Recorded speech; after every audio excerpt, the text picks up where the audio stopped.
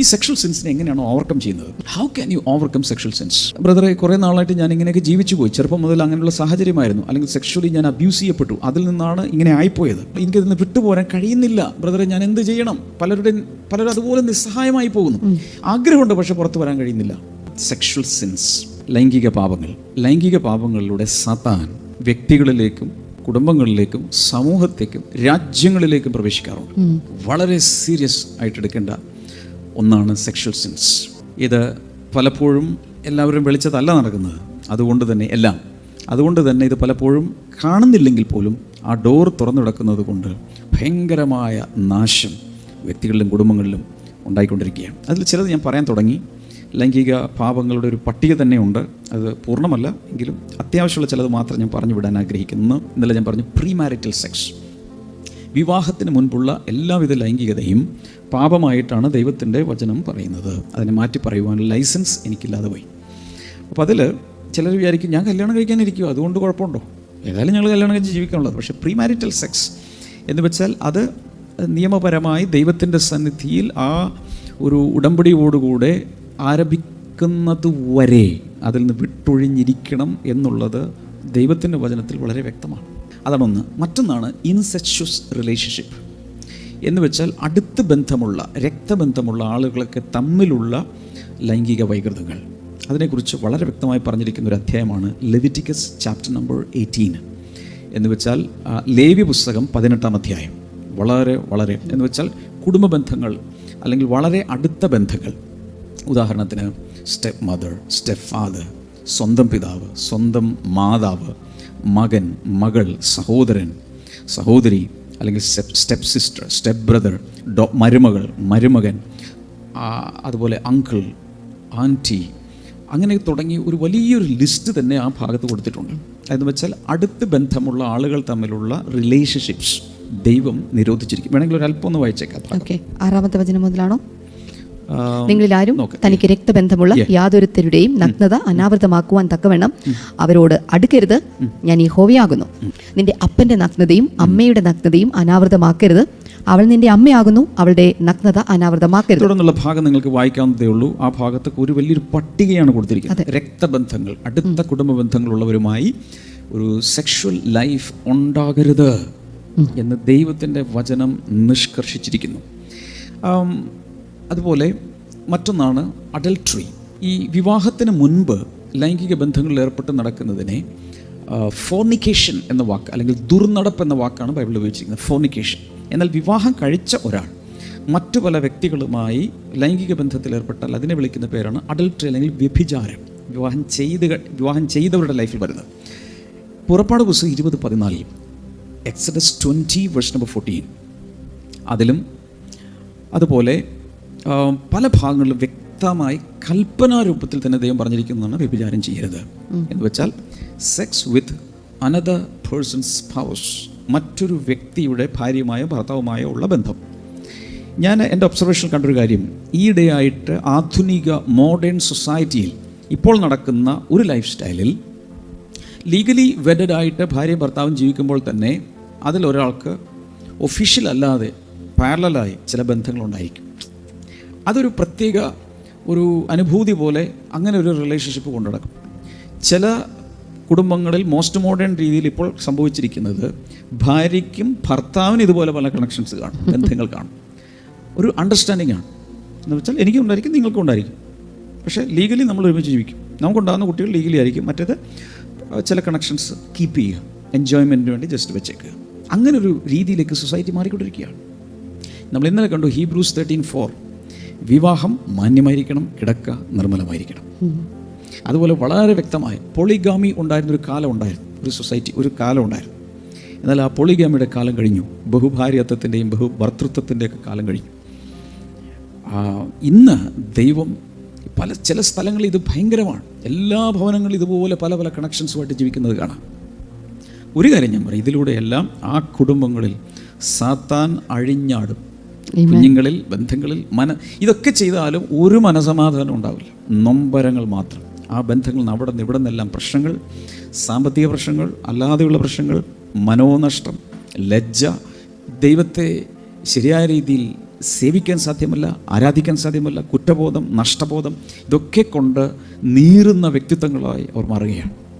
അതുകൊണ്ടാണ് ദൈവവചനത്തിൽ എന്ത് പറഞ്ഞിട്ടുണ്ടെങ്കിലും അതിൻ്റെ പ്രയോജനം നമുക്ക് തന്നെ അനുസരിച്ചാൽ അതിൻ്റെ പ്രയോജനം നമുക്ക്, ദൈവത്തിന് പ്രയോജനപ്പെടുന്നതിനേക്കാൾ നമുക്കാണ് അതിൻ്റെ പ്രയോജനം. നമുക്ക് വേണ്ടിയാണ് കർത്താവ് ഈ നിയമങ്ങൾ തന്നിരിക്കുന്നത്. പിന്നെ ഹോമോസെക്ഷുവാലിറ്റി, ലെസ്ബിയനിസം തുടങ്ങിയതെല്ലാം ഇന്നലെ നമ്മൾ പറഞ്ഞു. അതിനുള്ള ശിക്ഷാവിധി നമ്മൾ കണ്ടു. അവിടെ ദൈവം ന്യായവിധി അയച്ച് എന്ന് വെച്ചാൽ അത് ചരിത്രത്തിൽ ഇന്നും അങ്ങനെ തന്നെ കിടക്കുന്നു എന്ന് പറയാൻ കാരണം ഈ സൊദോം ഗൊമോറ ട്വിൻ സിറ്റീസ് ആയിരുന്നല്ലോ. ഈ പട്ടണങ്ങളിലുള്ള മനുഷ്യരാണ് അതിഭയങ്കരമായി ഈ പാപത്തിലും വഷളത്വത്തിലും ജീവിച്ചത്. അവിടെയാണ് ദൈവം ബേണിംഗ് സൾഫർ അയച്ചത്. തീ അവിടെ വന്ന് പെയ്തു, ഗന്ധകം വന്ന് പെയ്തു. ഇന്ന് പറയപ്പെടുന്ന അതാണ് ഇന്ന് ചാവുകടലായി മാറിയതെന്നാണ് പറയപ്പെടുന്നത്. അതുകൊണ്ടാണ് ചാവുകടൽ ഇത്രയും ഇതിൻ്റെ അംശമെല്ലാം ഉള്ളത്. സോൾട്ടിൻ്റെ അംശവും അതുപോലെ സൾഫറിൻ്റെ അംശവും ഇതെല്ലാം അവിടെ ഉള്ളതെന്ന് പറയുന്നത്. എന്ന് മാത്രമല്ല ഈ സീ ലെവലിൽ നിന്ന് ഏറ്റവും ലോവസ്റ്റ് പോയിന്റ് എന്ന് പറഞ്ഞാൽ ചാവുകടലാണ് ഭൂമിയിൽ.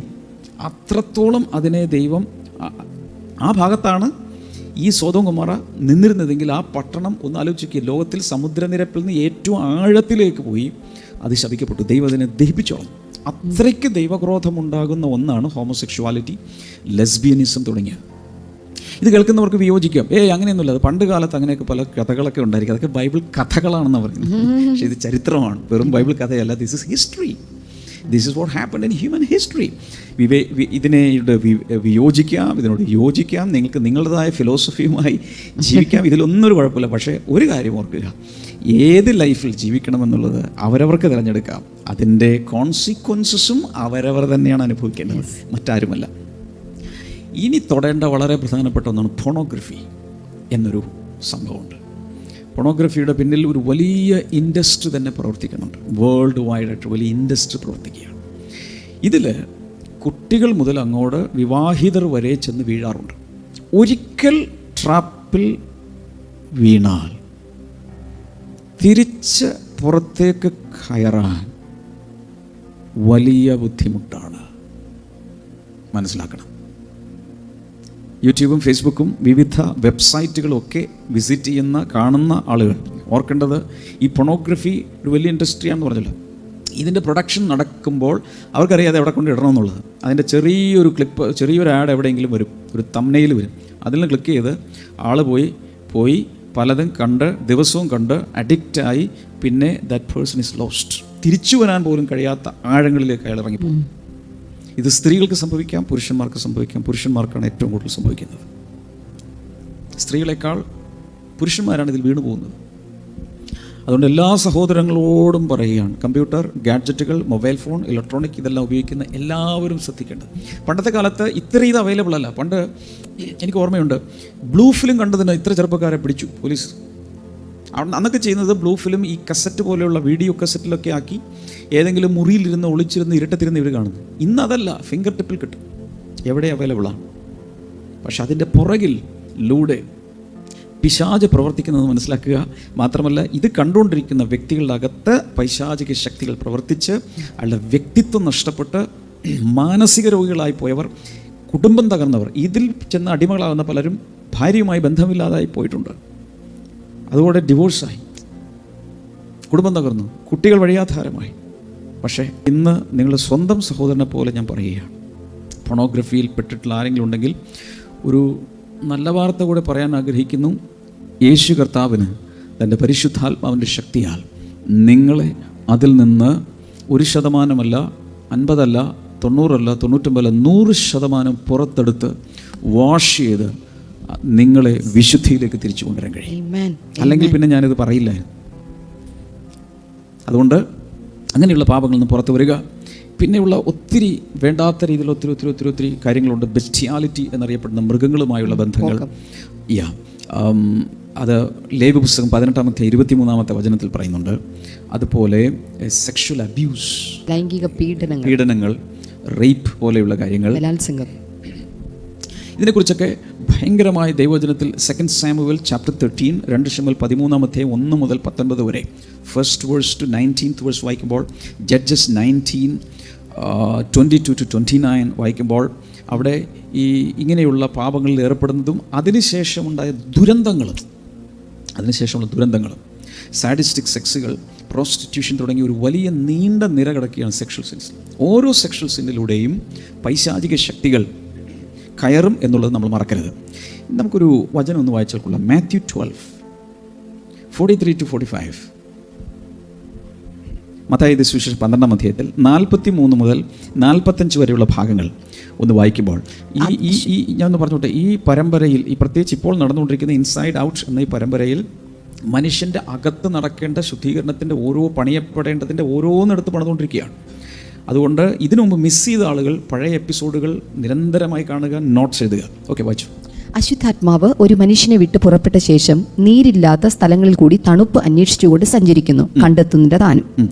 ഞാൻ പുറപ്പെട്ടു പോന്ന് എൻ്റെ വീട്ടിലേക്ക് മടങ്ങി ചെല്ലും എന്ന് അവൻ പറയുന്നു. ഉടനെ വന്ന് അത് ഒഴിഞ്ഞതും അടിച്ചുവാരി അലങ്കരിച്ചതുമായി കാണുന്നു. പിന്നെ അവൻ പുറപ്പെട്ട് തന്നിലും ദുഷ്ടതയേറിയ വേറെ 7 ആത്മാക്കളെ കൂട്ടിക്കൊണ്ടുവരുന്നു. അവരും അവിടെ കയറി പാർക്കുന്നു. ആ മനുഷ്യന്റെ പിന്നത്തെ സ്ഥിതി മുമ്പിലത്തേതിലും വല്ലാതെയാകും. ഈ ദുഷ്ടതലമുറയ്ക്കും അങ്ങനെ സംഭവിക്കും. അതായത് പൈശാചിക ശക്തികളുടെ പ്രവർത്തന രീതിയെക്കുറിച്ച് യേശു ഇവിടെ പറയുന്നത്. ഒരു വീടിനകത്ത് ഒരു ദുരാത്മാവുണ്ട് എന്ന് വെച്ചാൽ ഒരു വ്യക്തിയിൽ നിന്നും വീടെന്ന് ഉദ്ദേശിക്കുന്ന വ്യക്തി പൈശാചിക ശക്തിയെ പുറത്താക്കി. ആ പൈശാചിക ശക്തിയുടെ അടുത്ത ലക്ഷ്യം എന്താണ്? തിരിച്ച് എവിടെയെങ്കിലും ഒന്ന് കയറി പറ്റണമല്ലോ. ഈ ദുരാത്മാക്കളുടെ പ്രത്യേകത, ഒരു ബോഡി ഇല്ലാതെ ദുരാത്മാക്കൾക്ക് ഈ ഭൂമിയിൽ ഫംഗ്ഷൻ ചെയ്യാൻ പറ്റില്ല. അപ്പോൾ എപ്പോഴും ദുരാത്മാക്കളുടെ ലക്ഷ്യം ഏതെങ്കിലും ഒരു ബോഡിയിൽ കയറുക, ഒരു ബാക്ടീരിയ വൈറസ് ഒക്കെ പോലെ കയറിയാൽ മാത്രമേ ഫംഗ്ഷൻ ഉള്ളൂ, ഇല്ലെങ്കിൽ ഫംഗ്ഷൻ ഇല്ല. അപ്പോൾ ദുരാത്മാക്കൾ എപ്പോഴും ശ്രമിക്കുന്നത് ഏതെങ്കിലും ഒരു വ്യക്തിയിൽ കയറിയിരുന്ന ആ വ്യക്തിയുടെ തലച്ചോറ്, ആ വ്യക്തിയുടെ ശരീരം, ആ വ്യക്തിയുടെ മനസ്സ്, ഹൃദയം എല്ലാം കൈയെടുത്ത് കൺട്രോൾ ഏറ്റെടുത്തിട്ട് ആ വ്യക്തിയെ തൻ്റെ എന്താ പറയേണ്ടത്, ഒരു അടിമയാക്കിയിട്ടോ തൻ്റെ ഒരു പ്രവർത്തന മണ്ഡലമാക്കി അയാളിലൂടെ പിന്നെ അടുത്ത പരിപാടി ഓപ്പറേറ്റിംഗ്, അദ്ദേഹത്തിൻ്റെ ഒരു ഓപ്പറേറ്റ് ചെയ്യാനുള്ളൊരു ഗ്രൗണ്ട് ആ വ്യക്തിയായി മാറുകയാണ്. സോ യേശു പറയുന്ന ആ ഓപ്പറേറ്റിംഗ് സിസ്റ്റം അനുസരിച്ച് ആദ്യം പോയി ഒരു വ്യക്തിയിൽ നിന്ന് ഒരാളെ ഈ ഒരു ദുരാത്മാവിനെ ഇറക്കി വിട്ടു. പിന്നെ അയാൾ എന്താണ്, ഏതെങ്കിലും സ്ഥലത്ത് കയറാൻ ശ്രമിക്കുന്നു. പക്ഷേ എങ്ങും കിട്ടിയില്ലെങ്കിൽ ഈ ഏത് വ്യക്തിയിൽ നിന്നാണ് പുറത്താക്കി അയാളിലേക്ക് തന്നെ തിരിച്ചു മടങ്ങി വരും. പക്ഷെ മടങ്ങി വരുമ്പോൾ അത് വൃത്തിയായിട്ടൊക്കെ കിടക്കുന്നത് കാണുന്നു, ആൾപ്പാർപ്പില്ലെന്ന് കണ്ടാൽ ഉടനെ എന്താ ചെയ്യാൻ പോകുന്നത്? വേറെ 7 ദുരാത്മാക്കളെ വിളിച്ചുകൊണ്ട് വന്നു. അതിൻ്റെ അകത്ത് അതിലും തന്നിലും ദുഷ്ടത ഏറിയ എന്ന് വെച്ചാൽ ഭയങ്കരന്മാരായ കുറേയധികം ദുരാത്മാക്കളെ കൂടെ കൊണ്ടുവന്ന് 8 എണ്ണമായിട്ട് മാറുകയാണ്. എന്താ കാരണം? അത് വൃത്തിയായി കിടന്നു, പക്ഷേ അവിടെ ആരും ഇല്ലായിരുന്നു. ഞാൻ പറഞ്ഞു വരുന്നത്, പലരും ലൈംഗിക പാപങ്ങളിൽ നിന്നൊക്കെ ഒരു പ്രാവശ്യം പുറത്തു വരും, പക്ഷെ പിന്നെയും പോയി അതിനേക്കാൾ വലിയ പാപത്തിൽ വീഴാൻ കാരണം അതുവരെ ഉണ്ടായിരുന്ന അവരെ കൊണ്ട് ചെയ്യിപ്പിച്ചിരുന്ന പിശാച് പുറത്തു പോയി. പക്ഷെ കുറേ എണ്ണം കൂടി വന്ന് തിരിച്ചു വരുമ്പോൾ കാണുന്നത് അത് വൃത്തിയായി കിടക്കുന്നു, പക്ഷെ ആൾപ്പാർപ്പില്ല. അതിൻ്റെ അർത്ഥം പിശാച് പുറത്തു പോയി കഴിഞ്ഞാൽ അവിടെ വെച്ച് അവസാനിപ്പിക്കരുത്. പരിശുദ്ധാത്മാവിനാൽ നിറയപ്പെടണം. ആ വീട്ടിൽ താമസക്കാർ വരണം. പിതാവ്, പുത്രൻ, പരിശുദ്ധാത്മാവ്, ത്രിയേക ദൈവം വന്ന് അവിടെ വാസിക്കുന്നത് കണ്ടാൽ പിന്നെ പിശാചിന് ഒരിക്കലും കയറാൻ പറ്റില്ല. ഞാൻ ഇന്നത്തെ എപ്പിസോഡ് അവസാനിപ്പിക്കുന്നതിന് വളരെ പ്രധാനപ്പെട്ടൊരു കാര്യം പറയാൻ ആഗ്രഹിക്കുന്നു. അതിതാണ്, ഈ സെക്ഷൽ സിൻസിനെ എങ്ങനെയാണ് ഓവർകം ചെയ്യുന്നത്. നാളത്തെ എപ്പിസോഡിൽ കൂടെ ചിലത് എനിക്ക് പറയാനുണ്ട്, പക്ഷേ ഇന്ന് പറയുന്ന കാര്യം ഇതാണ്. How can you overcome sexual since? ബ്രദറെ, കുറേ നാളായിട്ട് ഞാൻ ഇങ്ങനെയൊക്കെ ജീവിച്ചു പോയി. ചെറുപ്പം മുതൽ അങ്ങനെയുള്ള സാഹചര്യമായിരുന്നു, അല്ലെങ്കിൽ സെക്ഷുവലി ഞാൻ അബ്യൂസ് ചെയ്യപ്പെട്ടു. അതിൽ നിന്നാണ് ഇങ്ങനെ ആയിപ്പോയത്. ഇങ്ങനെ കുറേ നാൾ എനിക്കതിൽ നിന്ന് വിട്ടുപോരാൻ കഴിയുന്നില്ല. ബ്രദറെ, ഞാൻ എന്ത് ചെയ്യണം? പലരും അതുപോലെ നിസ്സഹായമായി പോകുന്നു. ആഗ്രഹമുണ്ട്, പക്ഷെ പുറത്തു വരാൻ കഴിയുന്നില്ല. കഴിഞ്ഞൊരു ദിവസം ഒരു ദൈവദാസൻ പറഞ്ഞ വളരെ വളരെ വളരെ ചിന്തിപ്പിക്കുന്നൊരു കാര്യം ഞാനിത് പറഞ്ഞിട്ടുണ്ട് ഇതിനു മുമ്പ് പല പ്രാവശ്യം, എങ്കിലും വീണ്ടും പറയുകയാണ്. വളരെ വളരെ വളരെ നൂറ്റാണ്ടുകൾക്ക് മുൻപ് ഒരു ചെറുപ്പക്കാരൻ, ആരോഗ്യ ദൃഢഗാത്രനായ സുമുഖനായ ഒരു ചെറുപ്പക്കാരൻ, ഒരു സ്ത്രീ പാപം ചെയ്യുവാൻ വേണ്ടി ആ വ്യക്തിയെ പ്രേരിപ്പിച്ചപ്പോൾ അദ്ദേഹത്തിൻ്റെ കയ്യിൽ അക്കാലത്ത് നമ്മുടെ കയ്യിലിരിക്കുന്നത് പോലെ ബൈബിൾ ഇല്ല. ശ്രദ്ധിക്കുന്നുണ്ടോ? ബൈബിളില്ല. നമ്മളൊക്കെ ഇന്ന് പ്രാപിക്കുന്നത് പോലെ പരിശുദ്ധാത്മാവിൻ്റെ അഭിഷേകമോ പരിശുദ്ധാത്മാവിൻ്റെ സ്നാനമോ അന്യഭാഷകളുടെ സംസാരമോ ആരാധനയോ ഒന്നുമില്ലാത്തൊരു കാലത്ത് കൂടെ നിന്ന് പ്രാർത്ഥിക്കാനോ കൗൺസിലിംഗ് കൊടുക്കാനോ മോറൽ സപ്പോർട്ട് കൊടുക്കാനോ ആരുമില്ലാത്തൊരു കാലത്ത് ആ വ്യക്തി പാപത്തിൽ അടിമപ്പെട്ടില്ല. എന്തുകൊണ്ട്? ഉത്തരം പറയാം, ദൈവഭയം. Fear of God. ദൈവഭയം എന്ന ഒറ്റ കാരണത്താൽ ആ മനുഷ്യൻ ആ പാപത്തെ വിട്ട് ഓടി രക്ഷപ്പെട്ടു. ആരുടെ കാര്യം ഞാൻ പറയുന്നത്? ജോസഫ്. പഴയ നിയമത്തിലെ ജോസഫ്. അദ്ദേഹത്തിൻ്റെ കയ്യിൽ ബൈബിളില്ല, ഇന്നത്തെ പോലെ ഒന്നുമില്ല. പക്ഷെ അദ്ദേഹം പാപത്തിൽ നിന്ന് ഓടി രക്ഷപ്പെട്ടു. പൊത്തീഫറിൻ്റെ ഭാര്യ തന്നെ പ്രലോഭിപ്പിച്ചപ്പോൾ തന്നെ ഓടി രക്ഷപ്പെട്ടു. ഒറ്റ കാരണം, ദൈവഭയം. ഇനി ഒരെണ്ണം കൂടി ഒരു കാര്യം കൂടി കൊടുക്കാൻ പോകും, വളരെ ഇമ്പോർട്ടൻറ്റ്. അതെന്താണ്? Love for your self. നിങ്ങളെ തന്നെ സ്നേഹിച്ചാൽ മതി. നിങ്ങൾ നിങ്ങളെ തന്നെ സ്നേഹിക്കുന്നെങ്കിൽ ആ പാപത്തിൽ വീഴില്ല. കാരണം ആ പാപത്തിൽ വീണാൽ സഹിക്കുന്നതാരാ? അതിൻ്റെ പരിണിതഫലം മുഴുവൻ അനുഭവിക്കാൻ പോകുന്നത് നിങ്ങളാണ്. അതുകൊണ്ട് ഒരിക്കലും ആ പാപത്തെ വീഴാതിരിക്കാൻ ശ്രദ്ധിക്കും. ഉദാഹരണത്തിന് ഞാൻ പറയണം, വിവാഹം കഴിയാത്തൊരു പെൺകുട്ടി, ഒരാൾ വിവാഹ അഭ്യർത്ഥന നടത്തി, കല്യാണം കഴിച്ചോളാന്ന് വാക്കും പറഞ്ഞു, ചിലപ്പോൾ പല ഗിഫ്റ്റും മേടിച്ചു കൊടുത്തു, മൊബൈൽ ഫോൺ മേടിച്ചു കൊടുത്തു, മോതിരം മേടിച്ചു കൊടുത്തു, ഇഷ്ടപ്പെട്ട ചുരിദാർ മേടിച്ചു കൊടുത്തു. പക്ഷേ ആ വ്യക്തിയുമായി പാപം ചെയ്താൽ, അഥവാ ആ ബന്ധത്തിലൂടെ നീ പ്രഗ്നൻ്റ് ആയാൽ, കല്യാണം നടക്കാതെ വന്നാൽ, ഈ ചെറുക്കൻ രക്ഷപ്പെട്ടു പോയാൽ ആരാണ് അനുഭവിക്കുന്നത്? ചിന്തിച്ചു നോക്ക്. So if you love your self, നിങ്ങളോട് തന്നെ നിനക്കുള്ള സ്നേഹം ഉണ്ടെങ്കിൽ ആ പാപത്തിൽ ചെന്ന് വീഴില്ല. ഞാൻ പറയുന്നത് മനസ്സിലാവുന്നുണ്ടോ? അവരവരെ സ്നേഹിച്ചാൽ. അപ്പോൾ രണ്ട് കാര്യം പറഞ്ഞു. ഒന്ന്, ദൈവഭയം. രണ്ട്, അവരവരെ അങ്ങ് സ്നേഹിക്കുക. കഴിഞ്ഞ ഒരു 2 ആഴ്ചക്ക് മുമ്പാണെന്ന് തോന്നുന്നു, ഒരു സൺഡേ ഡോക്ടർ സാം ചാന്ദ് എന്നൊരു ദേവദാസൻ നമ്മുടെ ഇംഗ്ലീഷ് സർവീസിൽ ശുശ്രൂഷിച്ചിരുന്നു. അദ്ദേഹം അറ്റ്ലാന്റ ജോർജിയയിൽ നിന്നാണ് ശുശ്രൂഷിച്ചത്. അദ്ദേഹം ഒരിക്കൽ പറഞ്ഞ് ഞാൻ കേട്ടത് ഇതാണ്. അദ്ദേഹം ഇതുപോലെ വേൾഡ് വൈഡ് ട്രാവൽ ചെയ്യണം. വേൾഡ് വൈഡ് ട്രാവൽ ചെയ്യുമ്പോൾ അനേക മീറ്റിങ്ങുകളിൽ പോയി ഹോട്ടൽ റൂമുകളിലാണ് കിടക്കേണ്ടത്. പല പാപത്തിൻ്റെ പരീക്ഷകൾ വരാം. അപ്പം അദ്ദേഹം തന്നോട് തന്നെ പറയും, Sam, if you fall down you will have to start from the scratches again, so don't do it. അദ്ദേഹം തന്നോട് തന്നെ പറയാം, നീ വീണു പോയാൽ, ഒരിക്കൽ നീ പാപത്തിൽ വീണു പോയാൽ പിന്നെ എല്ലാം നഷ്ടപ്പെട്ട് ആദ്യം മുതൽ വീണ്ടും മനസാന്തരപ്പെട്ട് വീണ്ടും ജീവിതം തുടങ്ങേണ്ടി വരും. ഇതുവരെയുള്ള എല്ലാം നിനക്ക് നഷ്ടപ്പെടാം. നിൻ്റെ സൽപ്പേര് നഷ്ടപ്പെടാം, നിൻ്റെ ശുശ്രൂഷ, നിൻ്റെ കുടുംബം നഷ്ടപ്പെടാം, നിൻ്റെ ഫൈനാൻസസ് നഷ്ടപ്പെടാം, എല്ലാം പോകാം. അതുകൊണ്ട് നീ വീഴരുത് എന്ന് തന്നെത്താൻ ഉപദേശിക്കും. ഇതുപോലെ നമുക്ക് നമ്മെ തന്നെ ഉപദേശിക്കാൻ കഴിയണം. ഞാനിത് നാളെയും തുടരും. നാളെ വളരെ പ്രധാനപ്പെട്ട ചില കാര്യങ്ങൾ കൂടെ എനിക്ക് പറഞ്ഞു തരാനുണ്ട്.